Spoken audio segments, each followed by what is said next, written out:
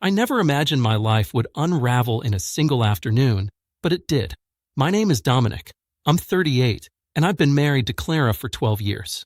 We met in college, both ambitious, both driven, and I'll admit, I fell in love with the way she could command a room just by entering it.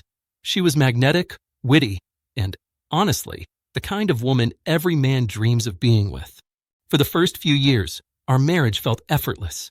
We laughed, traveled, shared late-night talks about our goals, our fears, and the little absurdities of life. But somewhere around year 8, things started to shift. It wasn't sudden. It was subtle, the way water wears down stone over time. Small dismissals, overlooked anniversaries, fleeting eye contact. I chalked it up to stress, to her demanding career, to the chaos of adulthood. I told myself, this is normal. Life changes. I worked construction, ran my own small contracting business, paid the bills, handled repairs, kept things stable at home. I thought I was doing everything a husband should. But stability isn't intimacy, and over time, I realized that the spark we once had dimmed without me noticing it. The first red flag was the phone. Clara had always been private, but over the past year, she began guarding it more, answering messages quickly and privately, leaving the screen away from my view. I noticed it, but told myself it wasn't my business. Then came the late nights at the office. She claimed projects, deadlines, and client meetings. I tried to trust her, but the instinct in me kept gnawing. Something didn't feel right. One Thursday evening, I came home earlier than usual. The house was quiet, the kind of quiet that feels heavy. I didn't find her in the living room or kitchen. The bedroom door was closed. I hesitated, then knocked softly. There was no answer. A text buzzed on my phone. From her, from Clara. At work late, don't wait up. I frowned. She had claimed to finish early. My gut tightened. I didn't confront immediately. I observed. Over the next week, patterns became undeniable. Phone calls at odd hours, sudden unexplained weekends out, a perfume I didn't recognize. The unease settled like a stone in my stomach. And then I found it. One simple message thread that confirmed my worst fears. Clara had been seeing someone from her office. A man named Lucas. The casual tone, the shared jokes, the intimate emojis, it was all there. I stared at the screen, my hands shaking. My heart didn't race in anger. It slowed, like I was sinking in recognition of a betrayal I had subconsciously known was coming. I read every message multiple times, hoping I was wrong.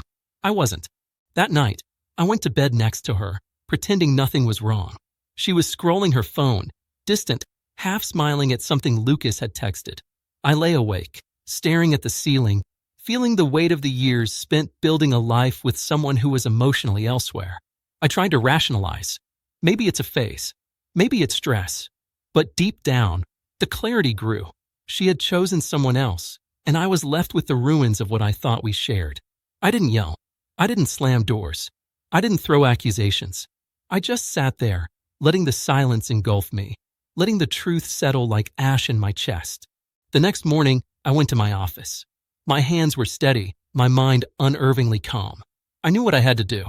I needed to confront this, not with Clara, not in tears or shouting, but in a way that left no room for ambiguity. I called Lucas. The moment he answered, I didn't waste words. "Hi, Lucas. This is Dominic. I know about you and Clara." The line went silent. I could hear the breathing on the other end, a brief pause, a shuffle, and then his voice, cautious, unsure. What do you mean?" I took a breath, measured, steady. "I know about your affair with my wife. I know the texts, the meetings, everything. I wanted to speak to you directly, so there's no confusion about boundaries." He stammered, tried to deny, tried to joke. I didn't react. I didn't need to. I simply stated the facts as I knew them, calmly, without emotion, letting him absorb every word. I told him I expected him to cease all contact immediately, that any further engagement would be met with legal action. I hung up before he could recover. The calmness, the detachment, it surprised even me. I didn't feel victorious. I felt unburdened, like stepping out of a suffocating room into fresh air. When I returned home that evening, Clara was in the living room, as if nothing had changed. I didn't confront her. I made dinner, cleaned the kitchen, poured a glass of wine, and sat across from her. I looked her in the eyes and said simply, "I know about Lucas. I've spoken to him. I need to know where we stand." She blinked, surprised. The usual defensive mask faltered. She muttered something about work stress, about confusion, about feelings. I listened, but I didn't engage in the back and forth she was attempting. I could see the rationalizations forming, the excuses, but I was done letting myself be trapped in them. Over the next week, I arranged everything for clarity and safety.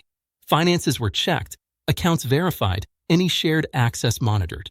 I didn't act vindicatively, but deliberately, calmly, ensuring that my life remained my own. I scheduled a consultation with a lawyer, not because I was spiteful, but because boundaries and protection mattered.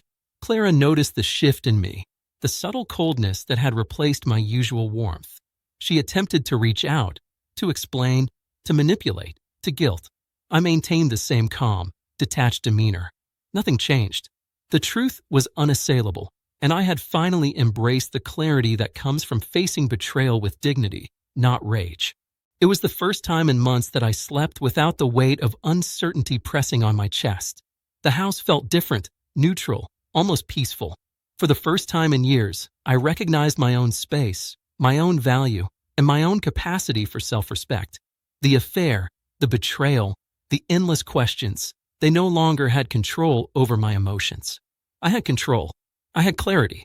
And in that quiet realization, I understood that leaving the emotional chaos behind didn't require confrontation or violence, only honesty with oneself and the courage to take the necessary steps without apology. By the second week, Clara's behavior shifted further.